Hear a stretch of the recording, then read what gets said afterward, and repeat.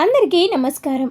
ఇంకా స్టోరీలోకి వెళ్తే, పెళ్ళి కదా అని ఆఫీస్కి 2 రోజులు సెలవు ప్రకటించారు. అన్నీ ప్యాక్ చేసుకొని హైదరాబాద్లో ఫ్లైట్ ఎక్కి విశాఖపట్నంలో ల్యాండ్ అయి అక్కడి నుండి అన్నవరంలో కార్లో బయలుదేరారు. పెళ్ళి గ్రాండ్గా చేద్దామని రఘునందన్, సుశీల గారు అనుకున్నారు. కానీ నందిని అండ్ చరణ్ వద్దు అనేశారు.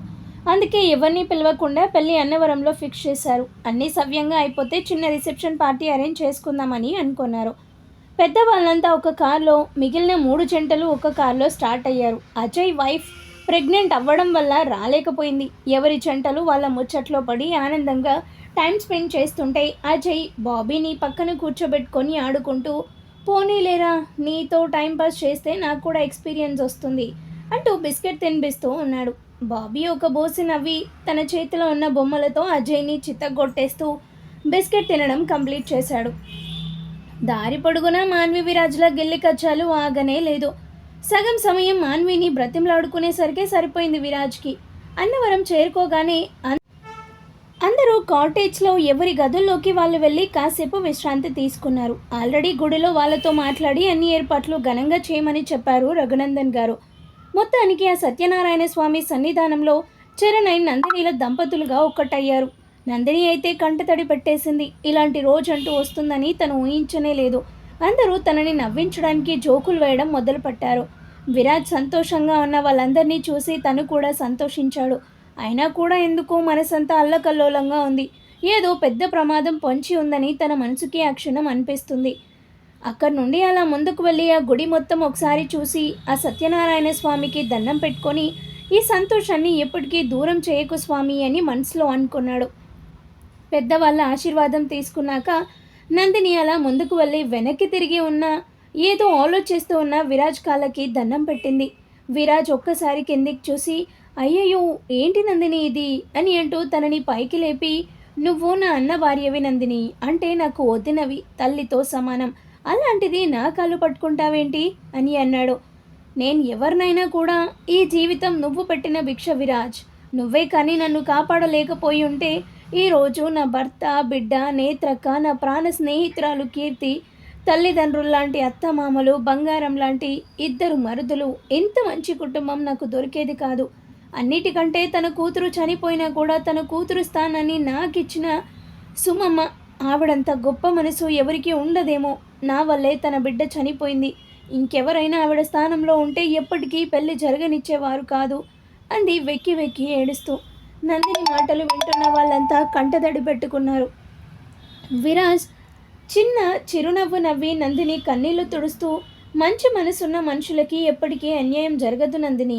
మా అన్నయ్య పక్కన నీ స్థానం ఎప్పుడో ఫిక్స్ అయిపోయింది. ఎవరన్నారు హిమ నీ వల్ల చనిపోయింది అని? తను ఏ లోకంలో ఉన్నా కూడా మిమ్మల్ని చూసి తప్పకుండా సంతోషిస్తుంది. మీ ఆనందంలో తను కూడా పాలు పంచుకుంటూ తను చేసిన తప్పుని సరిదిద్దుకొని మళ్ళీ నీ కడుపునే పసిపాపగా పుడుతుంది. చూడు, ఏమంటావత్తయ్య అని సుమాగారి వైపు చూసేసరికి ఆవిడ పవిట చెంగుతో కన్నీళ్లు తుడుచుకొని, అవును విరాజ్, ఖచ్చితంగా మళ్ళీ మన హిమ మన చెంతకి తొందరలోనే వచ్చేస్తుంది అని నవ్వుతూ అన్నారు. అయితే తొందరలోనే మన బుల్లి బాబీతో ఆడుకోవడానికి ఇంకో బుల్లి పాపాయి వచ్చేస్తుంది అన్నమాట అని నవ్వుతూ అన్నాడు ప్రణవ్. ఆ మాటలు వినగానే నందిని సిగ్గుపడుతూ తల దించేసుకుంది. చరణ్ మాత్రం ప్రణవ్ నెత్తి మీద గట్టిగా ఒక మొట్టికాయ వేశాడు. అబ్బా అంటూ ప్రణవ్ తల రుద్దుకోగానే అందరూ కిలకిలా నవ్వేశారు. నూతన వధూవరులని తీసుకొని అక్క నుండి మళ్ళీ తిరుగు ప్రయాణం అయ్యారు. మాన్వి కండిషన్ ప్రకారం విరాజ్ తనని బీచ్కి తీసుకొని వెళ్ళాడు. చాలాసేపు ఎంజాయ్ చేశాక అందరూ డిన్నర్ చేసి ఫ్లైట్ ఎక్కారు. మాన్వి అండ్ విరాజ్లు ఒకరి మీద ఒకరికి ఉన్న ప్రేమని బయటికి చెప్పడం లేదు, కానీ ఇద్దరూ క్లోజ్ ఫ్రెండ్స్ అయిపోయారు. విరాజ్ మధ్య మధ్యలో చిన్న చిన్న చిలిపి చేష్టలు చేస్తున్నా కూడా మాన్వి ఏమనేది కాదు. విరాజ్ కూడా మాన్వి అలిగినప్పుడు తనని బుజ్జగిస్తూ తనకేం కావాలో అన్నీ తీసుకొచ్చి తను ఇస్తూ ఉన్నాడు.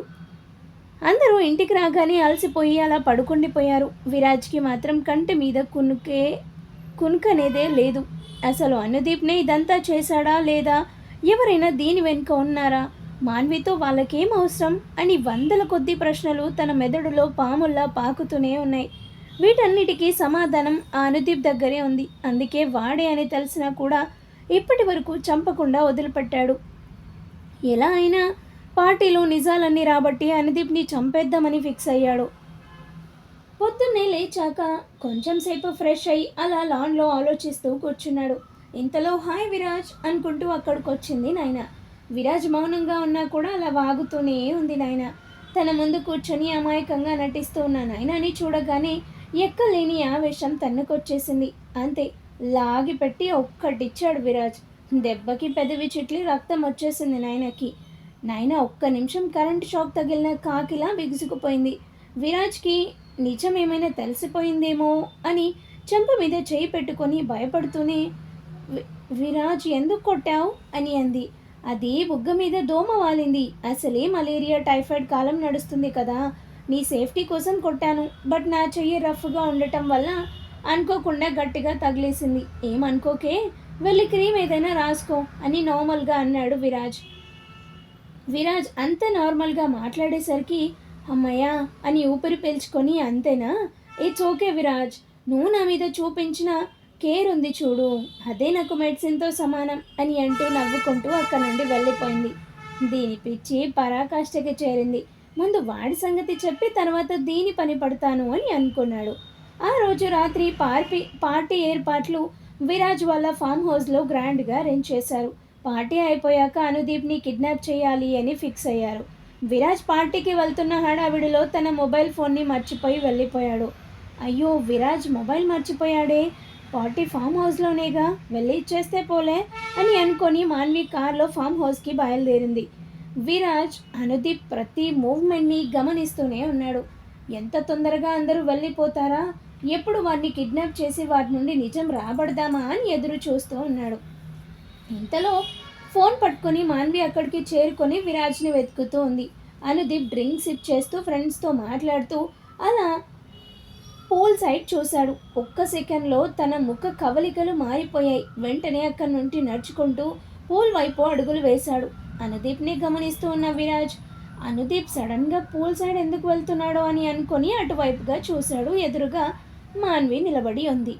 ఓ షెట్ అని అంటూ కంగారుగా తను కూడా అటువైపుగా పరుగు లంకించుకున్నప్పుడు అనుదీప్ మాన్విని చేరుకుంటుండగా ఎవరో తన తల మీద బలంగా కొట్టేసరికి స్పృహ తప్పి పడిపోయాడు.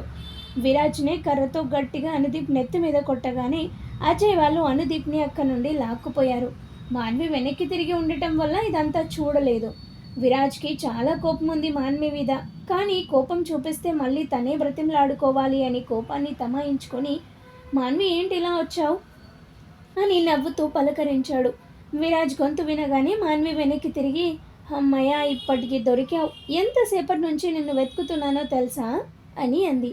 సరేలే, ఇప్పుడు కనిపించానుగా, విషయం ఏంటో చెప్పు, ఏమైనా ప్రాబ్లమ్నా అని అన్నాడు. ఏం లేదు, నువ్వు పార్టీకి వచ్చే హడావిడిలో నీ ఫోన్ని మర్చిపోయి వచ్చేసావు, నీకిద్దామని తీసుకొచ్చాను అని చెప్పి ఫోన్ అందించింది. ఓ థ్యాంక్ యూ అని అన్నాడు విరాజ్. కాసేపటికి మాన్విని పంపించేసి అనుదీప్ మనుషులకి అతను ఫుల్గా తాగేసి పడిపోయాడు, రూమ్లో పడుకున్నాడు. పొద్దున్నే హోటల్లో డ్రాప్ చేస్తామని చెప్పి పంపించేశాడు. పార్టీ అంతా అయిపోయాక చరణ్, విరాజ్, అజయ్ ముగ్గురు కలిసి అనుదీప్ని కట్టిపడేసిన రూమ్ వైపు అడుగులు వేశారు. ముగ్గురు లోన్కి వెళ్ళేసరికి స్పృహలోకి వచ్చిన అనుదీప్ కాళ్ళు చేతులు విడిపించుకోవడానికి గింజుకుంటూ కనిపించాడు. విరాజ్ వాళ్ళని చూడగానే గింజుకోవడం ఆపి కట్లు విప్పడానికి హెల్ప్ చేయమని సైగ చేస్తాడు. అజయ్ ముందుకొచ్చి తన నోటికి అడ్డంగా ఉన్న ప్లాస్టర్ తీయగానే అమ్మయ్య, బ్రతికించారు బ్రదర్, సమయానికి మీరు వచ్చి కాపాడారు, లేకపోతే నా పరిస్థితి ఏంటో, ముందు ఈ కట్లు కొంచెం విప్పండి బ్రదర్ అని అన్నాడు అనుదీప్. వాళ్ళేం మాట్లాడకుండా సీరియస్గా తన వైపు చూసేసరికి బ్రో కమాన్, తొందరగా విప్పండి అని అన్నాడు. రే, నీ కట్లు విప్పడానికి కాదు నిన్నిక్కడ కట్టిపడేసింది అని సీరియస్గా అన్నాడు చరణ్. 2 నిమిషాలు ఏం అర్థం కాలేదు అనుదీప్కి. అంటే మీరేనా నన్ను కిడ్నాప్ చేసింది అని ఆశ్చర్యంగా అన్నాడు. ఇంతలో శ్రీధర్ ఆగమేఘాల మీద అక్కడికొచ్చి పక్కనే ఉన్న కర్ర తీసుకొని అనుదీప్ మీద విరుచుకుపడ్డాడు. శ్రీధర్ కొడుతున్న దెబ్బలకి తట్టుకోలేక గట్టిగా గావు కేకలు పెడుతూ అసలు ఎందుకు కొడుతున్నారు, నేనేం చేశాను అని అన్నాడు. చేసిందంతా చేసి మళ్ళీ అమాయకుడిలా ఏం చేశాను అని అంటావేంట్రా, నిన్ను చంపేసిన పాపం లేదు అని ఆవేశంగా చిడగొట్టేస్తూ అన్నాడు శ్రీధర్. అసలు ఏం మాట్లాడుతున్నారు మీరు, నాకేం అర్థం కావడం లేదు, ప్లీజ్ ముందు ఏం జరిగిందో చెప్పండి విరాజ్ ప్లీజ్ అని దీనంగా అర్థిస్తూ అన్నాడు.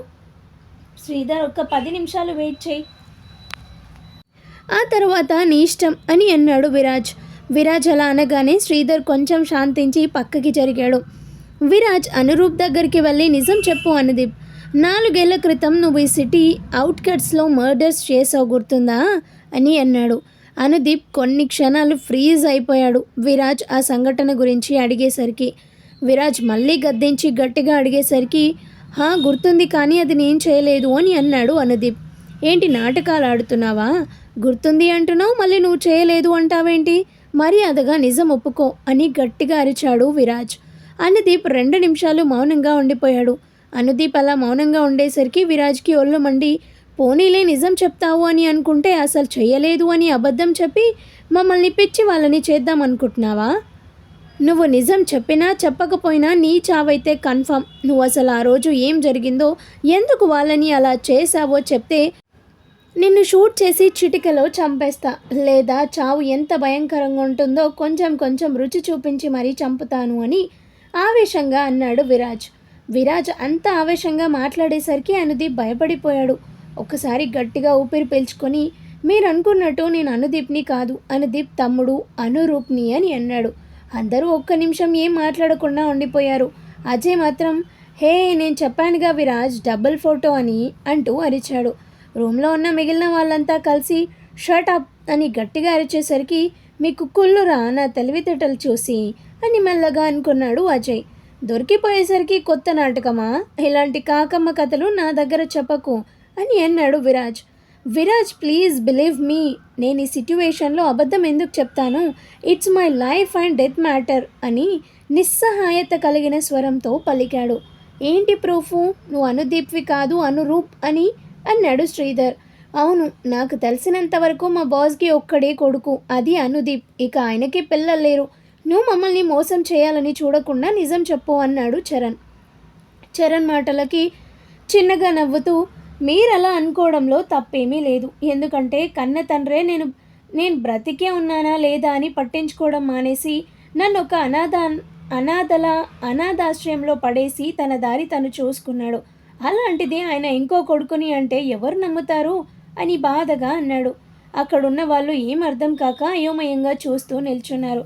నువ్వు అనుదీప్వో అనురూప్వో నీకు ఒక అవకాశం ఇస్తున్నా. ముందు అసలు ఏం జరిగిందో పూసగుచ్చినట్టు వివరంగా చెప్పు. నువ్వు చెప్పేది నిజమే అని మాకు ప్రూవ్ అయితే నిన్ను వదిలిపెడతాం, లేకపోతే ఇటు నుండిటే డైరెక్ట్ శ్మశానం అని అన్నాడు విరాజ్. విరాజ్ ఆవేశం చూసి అసలు ఏం జరిగిందో చెప్పడం స్టార్ట్ చేశాడు. ఫ్లాష్ బ్యాక్ అంతా అతని మాటల్లోనే విందాం. నేను మా అన్నయ్య కవల పిల్లలం. ఇద్దరం ఒకేసారి పుట్టడం వల్ల నా ఇమ్యూనిటీ సిస్టమ్ చాలా వీక్గా ఉండేది. మా అమ్మ నన్ను కంటికి రెప్పలా చూసుకునేది. కొద్ది రోజులకి మా అమ్మ కూడా చనిపోయింది. నన్ను చూసుకోవడానికి ఎవరు లేరు. తరచూ ఏదో ఒక ఆరోగ్య సమస్య. అప్పుడే మా నాన్న వ్యాపారం మంచి స్థితికి వచ్చింది. దాంతో ఆయన నన్ను ఒక అనాథాశ్రమంలో వదిలేసి మా అన్నయ్యని తీసుకొని అమెరికా వెళ్ళిపోయారు. నెల నెల నా బాగోగులు చూడటానికి డబ్బులు పంపేవారు. ఎప్పుడు ఇండియా వచ్చినా కూడా వాళ్ళు నన్ను కలిసే వెళ్ళేవారు. తర్వాత మా నాన్న రెండో పెళ్లి చేసుకున్నాక రావడం కూడా మానేశాడు. అలానే పెద్దవాళ్ళం అయిపోయాం. నా ఆరోగ్యం మెరుగుపడింది, కానీ ఇక్కడ ఫ్రెండ్స్ అందరినీ వదిలేసి వెళ్ళాలనిపించక ఇక్కడే ఉండిపోయాను. వాళ్ళు కూడా నన్ను రమ్మని పిలవలేదు. ఇండియాలో ఏవైనా డీల్స్ ఉంటే మా అన్నయ్యని పంపించేవాడు మా నాన్న. మా అన్నయ్య నన్ను కలుస్తూ నాకు అవసరానికి డబ్బులు ఇస్తూ ఉండేవాడు. మేము మాట్లాడుతున్నప్పుడు తెలుసుకుంది ఏంటి అంటే మా అన్నయ్య ఏవో ఇల్లీగల్ బిజినెస్లు చేస్తుండేవాడని. ఎందుకన్నయ్య మనకి ఇలాంటివి లేనిపోని కేసులు ఇరుక్కుంటావని అంటే, నీకేం తెలీదు, నువ్వు బుద్ధిగా చదువుకో అని చెప్పి మరో మాట మాట్లాడనిచ్చేవాడు కాదు అని అంటూ విరాజ్ వైపు చూశాడు. విరాజ్ చరణ్ చెవిలో ఏదో చిన్నగా చెప్పగానే చరణ్ అక్కడి నుండి వెళ్ళిపోయాడు. సరే, నువ్వు చెప్పినవన్నీ నిజాలే అనుకుందాం. మరి నయనాకి మీ అన్నయ్యకి ఏంటి సంబంధం? తనెందుకు చంపాలనుకున్నాడు మీ అన్నయ్య అని అడిగాడు విరాజ్. పెన్ డ్రైవ్ కోసం అని బదులిచ్చాడు. పెన్ డ్రైవ్ ఏంటి? అసలు అందులో ఏముంది అని అర్థం కాక అడిగాడు శ్రీధర్. అందులో మా అన్నయ్య చేస్తున్న ఇల్లీగల్ వ్యాపారానికి సంబంధించిన ఆధారాలన్నీ ఉన్నాయి. మా అన్నయ్య దగ్గర పనిచేస్తున్న పిఏ గీత ఆధారాలన్నీ కలెక్ట్ చేసి ఆ పెన్ డ్రైవ్లో భద్రపరిచింది. ఆ అమ్మాయి ఒక పోలీస్ ఆఫీసర్ కూతురు. వాళ్ళ నాన్నకి ఆ డీటెయిల్స్ అన్నీ ఇవ్వగానే అతను హోమ్ మినిస్టర్కి కాల్ చేసి విషయం వివరించాడు. పాపం అతనికి తెలియంది ఏంటంటే ఆ హోమ్ మినిస్టర్ కూడా ఆ ఇల్లీగల్ వ్యాపారంలో వాటాదారుడే. బెంగళూరులో ఆ ఇల్లీగల్ వ్యాపారంకి సంబంధించి మీటింగ్ ఏర్పాటు చేశారు. దాన్ని అటెండ్ అవ్వడానికి మా అన్నయ్య కూడా వచ్చాడు. సంఘటన జరిగిన రోజున మా అన్నయ్య నన్ను కలవడానికి వచ్చాడు. ఇద్దరం చాలాసేపు మాట్లాడుకున్నాం. ఇంతలో మా అన్నయ్యకి ఫోన్ వచ్చింది. విషయం ఏంటంటే వీళ్ళ సీక్రెట్స్ అన్నీ లీక్ అయ్యాయని, అది కూడా తన పిఏ గీతానే లీక్ చేసింది అని తెలిసింది. వెంటనే తనని చంపేయమని ఆర్డర్ వచ్చింది. నేను వద్దు అని చెప్పాను, కానీ వాడు నా మాట వినలేదు. మరి దాని తర్వాత ఏం జరిగింది అనేది మనం నెక్స్ట్ ఎపిసోడ్లో చూద్దాం. అండ్ స్టోరీ నచ్చితే లైక్ చేయండి, అండ్ అలాగే నా ఛానల్ని కూడా సబ్స్క్రైబ్ చేసుకోండి. Thank you.